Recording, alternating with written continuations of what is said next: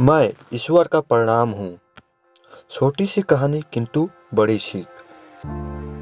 जब वे केवल 19 वर्ष के थे तब विवेकानंद एक बहुत ही प्रतिभाशाली गरीब लड़के थे और आग से भरे हुए थे।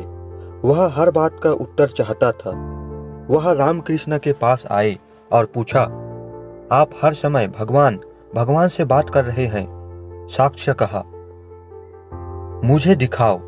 रामकृष्ण बहुत सरल थे। वह कोई अपलोड लिखा आदमी नहीं था।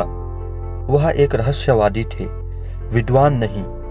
तो उन्होंने कहा, मैं परिणाम हूँ। विवेकानंद को समझ नहीं आया कि क्या कहा, क्योंकि यह बिल्कुल पागलपन था। वह किसी महान प्रतिष्ठित व्यक्ति की विशिष्टता रखता था।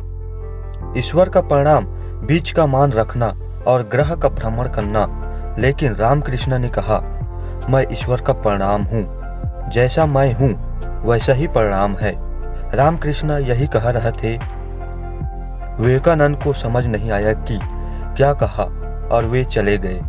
3 दिन के बाद उसने लौटकर पूछा, ठीक है, क्या तुम मुझसे भगवान हो सकते हो?